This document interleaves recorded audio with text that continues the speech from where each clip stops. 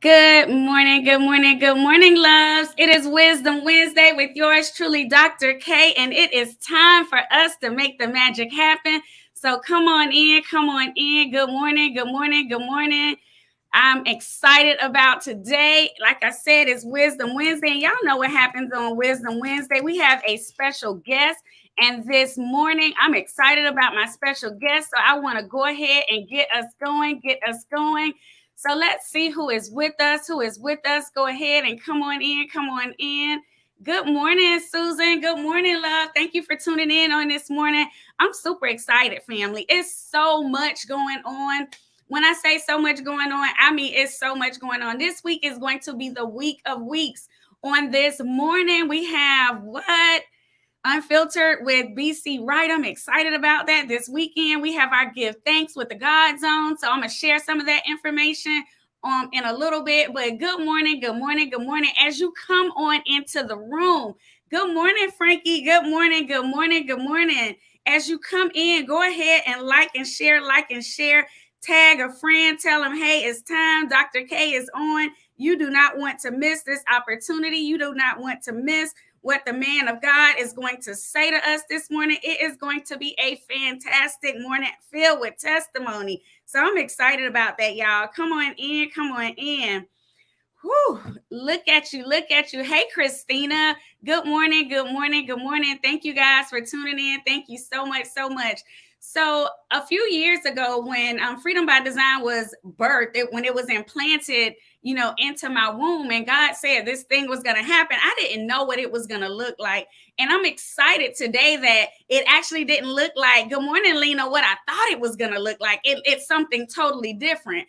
And that's the beauty of when we're in a specific season and time, we might not see the whole thing. And God isn't going to give us all of it at once. He's going to give us what we need for that time. So with that being said, I have a fantastic, phenomenal brother that I am about to bring on, and he is going to share the platform with me on this morning.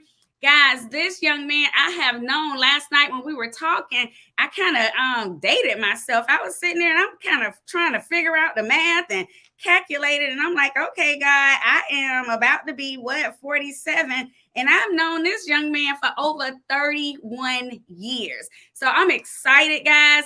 And I'll just let the cat out of the bag. I know him because we actually dated in high school. And you all got an opportunity to meet his beautiful, wonderful bride. She is none other than Emily Kendrick. She is the one who does the fantastic blinged out shoes. And I know y'all probably looking, I'm like, yeah, look at God, how he moved in the season. This young man actually ended up being like my brother. And it's so interesting because of his mother. She's his birth mother, but she's like a mother to me. She's my second mother. So I'm excited about what God has done in his life. So I'm about to bring my brother on, and we are about to blow up the airways with his testimony. So y'all better get ready, get ready, get ready. Travis, are you there, my brother? Hey, good morning. How y'all doing? Good morning, good morning. He come in with that Barry White voice, y'all. Y'all got to get ready. No, it's not the very white voice. It's a little too early in the morning for me, actually. I love it. I love it. Hey, it's never too early for God for him to use us. So I mean, I'm always on 100 this time of morning. I done been up praising, as my husband say. She just round here stomping the yard because I'm going through the whole house. He's like, I don't even know if I need to move this morning. Hey, Frankie, that's my dude, boy. That's a good guy. Yes, sir. Yes, sir. Yes, Right. sir. So, Travis, you have so much going on right now. Every time I look up, I see you on Instagram, on Facebook, all of these different things. You are doing big things in your career. You recently got married to a beautiful, sweet soul and spirit. And we thank you for sharing her with us a few weeks ago. I'm like, this man is doing the most. But remember, when we talked last night, people see the now, but they don't see the back then. What you got to say Right. about that? Right. Well, yeah, my whole life has been a roller coaster. I've been on the ups, I've been on the downs. Many years ago, like you said, it was 31 years ago. I was a superstar football player at Come on Miami now. Killian Senior High School. and I was very popular in almost everything that I did, and I've been in theater ever since I was in middle school, and I always was a big fan of Michael Jackson and Prince and all those guys. So that's why you see some of my swagger and the way that I dress is so different from other people and how I conduct myself and carry myself. So I went off to college in California, long ways from home, to play junior college football. And it went well at first. You know, I was a 3.0 student. Come on now. And then things, kind of went left. And I dropped out of college. I came home, became a substitute teacher. And I noticed that I had a talent to be a rapper. All right. I was winning talent shows in middle school. I was winning talent shows in California when I went out there to junior college. And we was like, wow, you come all the way from down south to the West Coast and you still winning talent shows and battle rapping and all that type of stuff. So I started investing into myself, going to the studio, recording my demos. And I was a football coach for Richmond Perrine Giants. All right. And one of my sponsors was the father of a linebacker that played for me. He had a lot of money. So I asked him one day, I say, hey, you ever thought about investing into music? And he said, yeah, all the time. So I gave him my demo tape, which I had been working on for many years. And he liked it. He came back to me the following day. He picked me up in his Mercedes. We went to casino and hung out. And a week later, he started a record label, and he gave me $150,000 budget. Come on. And from there, I mean, it was the sky was the limit. A guy named Tony Mercedes came into the picture, who put out songs like "That's Just My Baby Daddy" and "Whoop There It Is," and he worked with TLC and Outkast and a couple more major artists. He came into the picture. And he's the reason that I was on BET so much. Mm-hmm. I was on BET and MTV probably 10, 20 times a day. And I was on almost every radio station in the country that played rap music. The song ended up being that I put out, You Know You Ghetto. I was going by the name of Bishop. Yes. It ended up being one of the top songs in America. Actually, it was number 3 on Billboard. And top 10 on BET and MTV. It was a life-changing situation because there was nowhere that I can go without signing autographs and pictures. I'm talking about I couldn't go to the gas station. And you're talking about a guy that was just a local popular person that went from being local to a national figure where I couldn't even sit in the airport sometimes, so it was pretty big up there in Atlanta. Tony Mercedes. Oh yeah. Tony Mercedes told me, he said, before you come to Atlanta, you may want to bring security. I'm like, what? I'm Travis from Richmond Heights, man. Don't need no security. So we drove the truck that had my picture all over it, and he was right. The minute we got into the Georgia lines, people were riding by, blowing their horn, hanging out the window, and we stopped at a gas station in a little small town, and it was pandemonium. People were coming from everywhere. So the Georgia state troopers had to come and get permission to escort me through Georgia until we got to Atlanta. And then Atlanta police took over and they, followed me around to make sure everything was okay. But it was a crazy experience, being such a big celebrity off one song, hanging out with people like DMX and going on tour with people like P. Diddy and Lil Bow Wow and Anthony Anderson actually thought he was my daddy. Every time he saw me, he used to call, "Hey, come here, boy, you my son," because I look young, and he don't know we probably the same age, basically. But, so it was crazy having friends that I could reach out to that I watched on TV and movies, and guys like Ice Cube and Mike Epps, and these are people that were my associates. Like it was out of this world, and then, lo and behold, I had all this good money coming in, all this fame coming in, and then it fell apart. And I never forget, Deacon Williams told me one day when he saw me, Second Baptist. He said, you ought to come to church sometime. And I'm like, Deke, I'm real busy. I'm out of town all the time. And, I was just doing things any excuse not to go to church because I felt like they didn't want to see this rap guy come into the church. Like, and out of all the money that I was making, I wasn't paying no tithes. I wasn't going to church. Mhm. And this is one of the reasons why I feel like God stripped from me. Come on now. Come on now. It only that fame and glory and money only lasted like 8-9 months.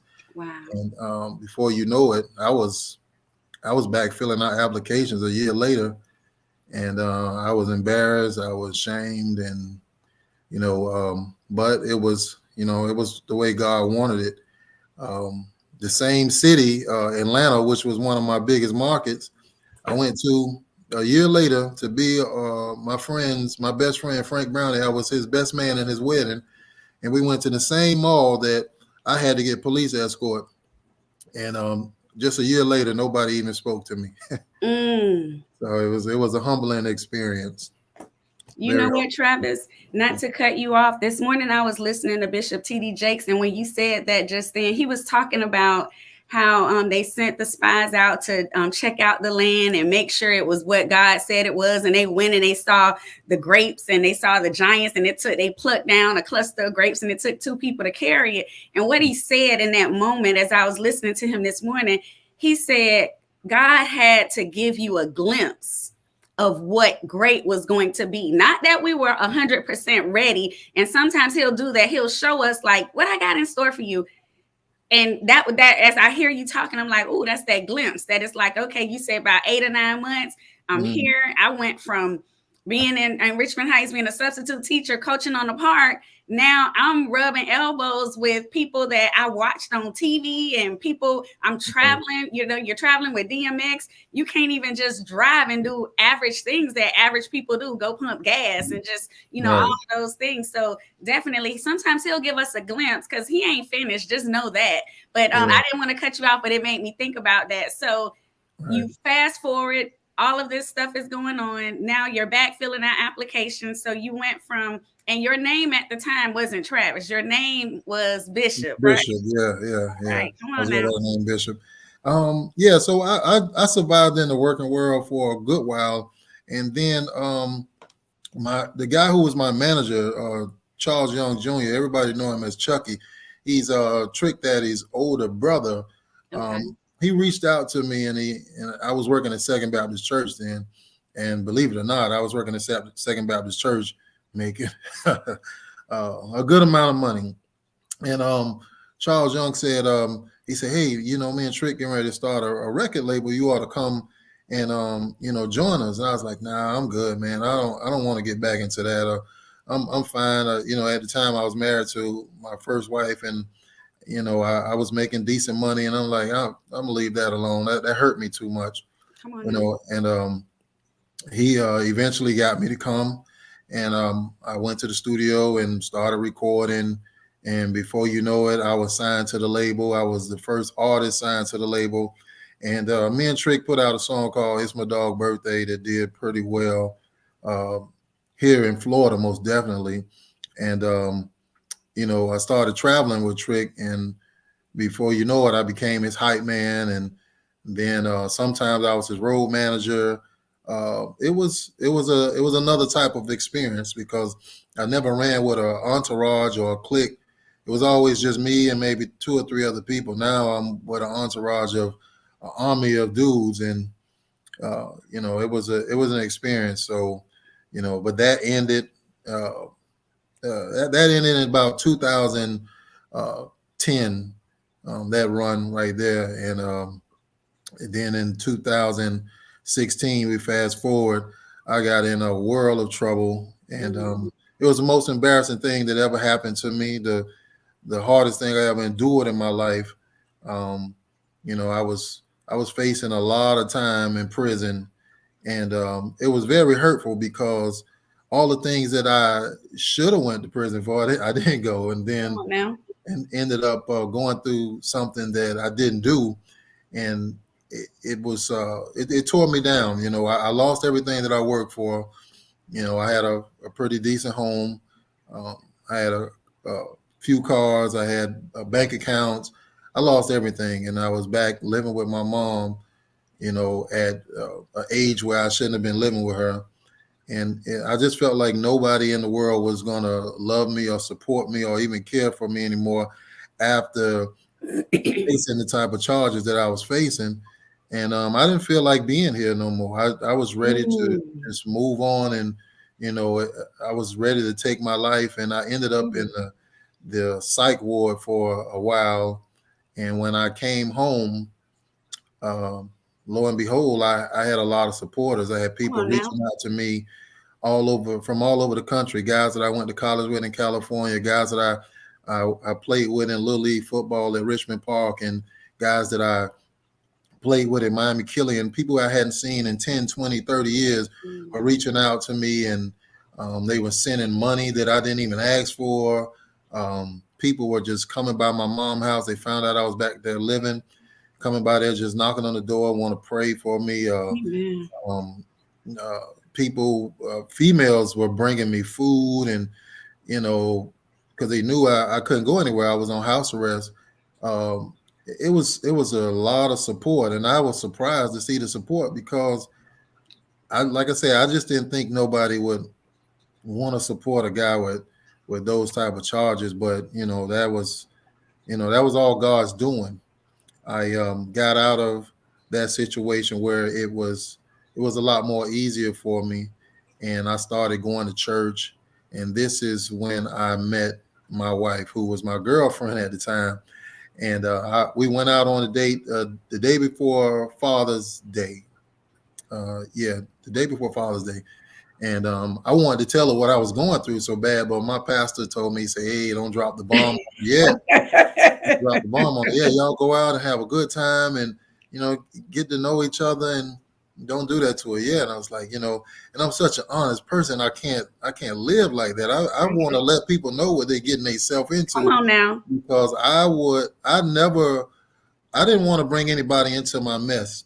So I Mm. wasn't looking for a wife or a woman or nothing at that Mm. time because it was bad, and it was bad, and I didn't want nobody to come into my mess, but we met in church. She gave me a compliment on my eyes, and I gave her a compliment on just her total beauty because I had been checking her out. But I didn't believe that I deserved to have a woman at that time because of my finances, the situation that I was in, and I come from the umbrella of a bunch of guys that took care of their wives. They may not have been good men. They may cheated or fooled around, but they took care of their wives. And that's all I saw. So I'm like, how could I be with a woman and I can't even, do the minimum? So I didn't really want to be in a relationship, but that's not what God wanted. I actually prayed to God one day where I turned my mom's house into my sanctuary because every day I cried at least 12 times a day. And it wasn't the type of Mm. crying where I was just weeping. I was wailing, and it was coming from my gut. I would Come scream on and now. fall on the floor and just cry out to God. And, every day I would Google Bible verses. It depends on how I was feeling. And I would listen to gospel music all day, and I would listen to TD Jakes all day. And my life was just changing right then and there. And my house arrest officer, he was such a good guy. He came by one day and he was listening to TD Jakes, and he said, "You need to start listening to TD Jakes." Mm. I was like, all right. So I started listening to him, and TD Jakes really played a role in Come on. changing my life and getting me to where I am right now. So, you know, here it is. Fast forward, a guy who lost everything he worked for and didn't want a woman. And I asked God to give me a woman, but I just asked God to give me a woman who was just trying to do something with herself at least. Maybe she's a manager at Popeyes, or she's taking some classes at Miami Dade. But God, but Gotcha. God showed up and showed out. Yes. He gave me a woman that I was like, man, this for me? Like, how you giving me this? Like Come through. he gave me the whole shebang. I'm like, Yes. wait a minute, man, God, I don't know. And I was nervous. I was scared because this is the first time I was going into a relationship, and I wasn't nowhere near financially stable. I Mm. was going through one of the worst things in my life, and he gave me a woman that was on top, and all she did at Mm. the top was, pull me up.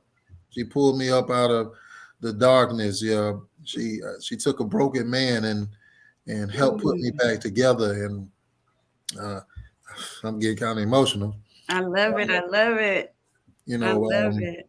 she always wanted a businessman, and we started out in a rough patch where I wasn't a businessman. I was washing neighbors' cars and painting houses and uh, cutting grass. I was doing everything that I could do to make some money, going to the county buildings and um, mopping floors and taking out the garbage, all type of stuff.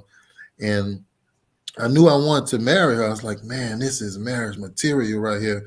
So I didn't have the finances. I didn't have the job. So I was doing gospel rap, and I would get like $300, $500 a show, and all the little odd jobs I was doing around the community.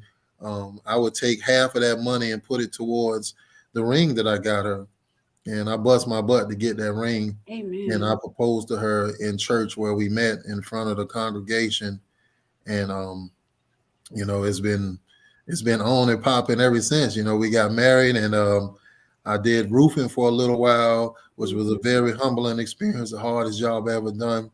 And I landed this job right here that I didn't want. I didn't like. I was telling everybody when they first hired me, I was like, it was unbelievable because everybody was saying on the job, hey, it's people that make uh, six figures here doing this, and I'm like, nobody paying you us this type of money to do this. I didn't believe that. I was like, this job is nothing, and it ended up being the best job I ever had in my life. Now I am that businessman. Now I have my own office.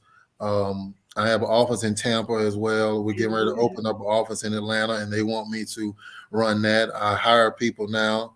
Um, I mean, I I don't mean to, try to be arrogant or cocky or nothing like that, but I'm a boss, and it Amen. Amen. good. So this is all God's work, and I got a beautiful wife. We're getting ready to do some big things in life together. This is just the beginning. We got married 7 months ago, so now it's all uphill, all up. Amen. Travis, thank you so much. I didn't even want to interject because your testimony is so powerful. I don't know if you were able to see the different comments in the chat, and we thank you for being with us on this morning. And like you ended in a good at a good segue for us because I did want to show, where you just talked about you're a boss right now, and God took you from something from humble beginnings. He lifted you up, and then we had those peaks and those valleys, and we always talk about, oh, I want to come out of the valley, but you talked about how much you learned in the valley, and now you are helping people. And as we see on the screen, have faith in the process. Travis Kendrick, the accident hero.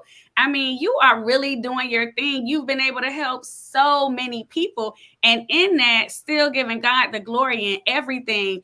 Also, now they can see you're blessed, not lucky. And I don't see, AKA Bishop is small, but Trav Kendrick I see is big. So I'm Yeah, excited about what you're doing. yeah. Well, it's I get more excitement out of helping people after their accident than I do when I receive the money. Come on now. Um, I mean, I help about an average of 150 to 200 people a year.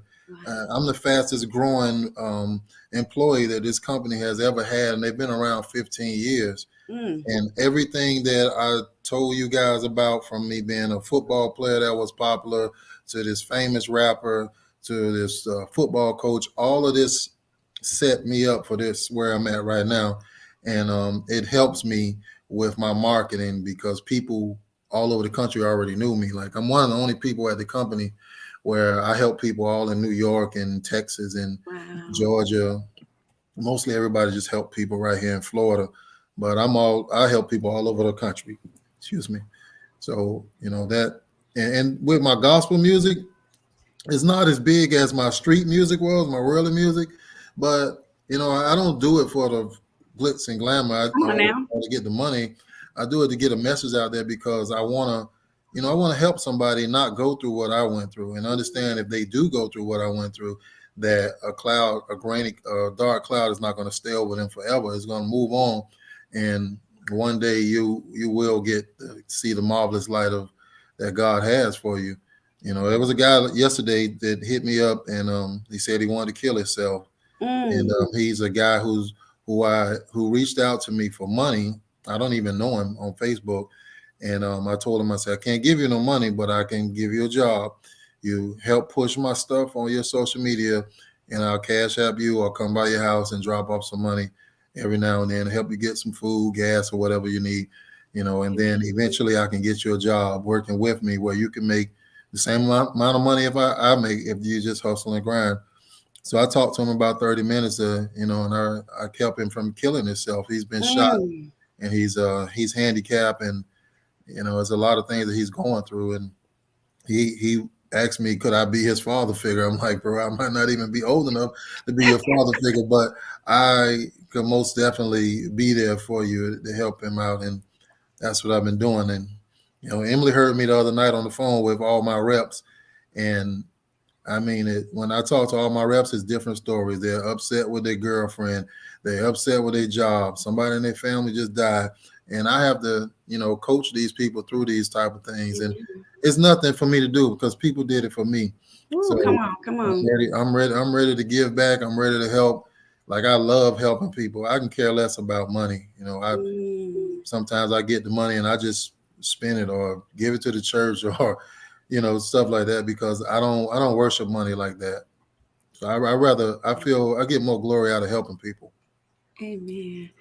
Travis, you put a bow on it. We already at 7:56, and when we chatted briefly last night, we kind of knew that we weren't going to be able to touch on everything, but you touched on more than enough. I mean, some of the comments that I'm seeing in the chat are amazing. I see my own cousin said that, she needed this morning. We never know. Just like you just said, it's not about the money. It's not about the stuff. At a certain point in our life, all of that stuff kind of pushes to the side. When we're young, we're thinking about, our eyes are big. We're looking for the shiny stuff, all of the glory from the outside. We're only to circle back and understand that, everything that I need, he's given me. Everything that I need, he got me. It's not about man. It's not about people. So I do want to say thank you so much for joining us this morning. I know it's early for you. I know that your plate is full, your cup is full. And thank you, Emily, for sharing him with us on this morning. And I thank you, and I pray that, we'll be able to do some things in the future. And God bless you, and have a fantastic day, Travis. Okay, you too. Thank you for having me. All right.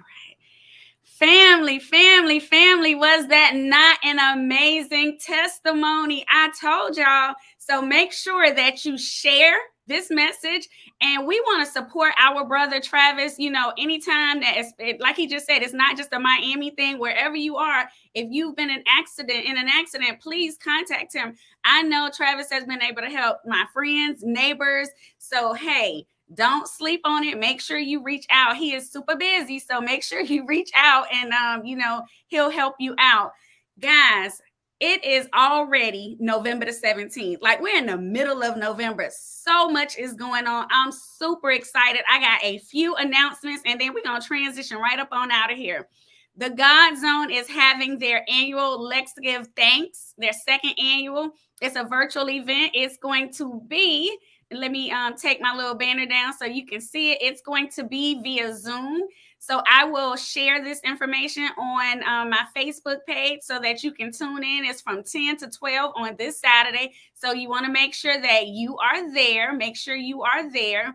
And also this morning at 9:11, tune in for BC Right Unfiltered at the BC Right. So you can tune in on Instagram, Facebook, and or YouTube. So you want to tune in, because my sister she keeps it real relevant and raw. So y'all want to tune in on this morning. And yours truly, Dr. K, will be interviewed on Global TV on this Friday. I will be telling my story with Dr. Jacqueline Kerbeck at 5 p.m. So I'm excited about that. I will continue to forward that information and post it. But family, that's what we have for you on this morning. I'm super, super excited this morning. Thank you all for tuning in. And as I said before, please go ahead, like and share. And I am going to leave you guys with this. you know what? God had to give us a glimpse into what it was going to be like, or we wouldn't be believing him. Sometimes it's in a vision. Sometimes he's elevated us and then the thing has shifted. And it's like, well, wait a minute. How did I get the promotion? And now it's a reduction in force. How did this happen? And now it's changing, because the vision is for an appointed time. It's for an appointed time. It may tarry, but when it's time, it's going to come to pass. So don't think just because it looks like a certain thing right now that is never going to be your season. Even when it looks like it's not your season, it's still your season, because it's something we need to learn. It's something that we need to apply. It's somebody we need to assist, help, or share our testimony with in that season. So family, I love you. God bless you. I want you to have a fantastic day. I will definitely see you on Freedom Friday if it's the Lord's will. But I wanted to leave you with our annual vision board party, which is going to be December the 5th. There are 5 tickets left, so y'all got to jump on it. And remember, it's going to be an intimate experience, not just a party. It's going to be an intimate experience, and we're going to have a good time in the Lord. So let me go ahead and let you guys see the information, and I'm going to close out with that. God bless you guys, and I'll see you on Friday. I love you so much, so much, so much. Bye-bye.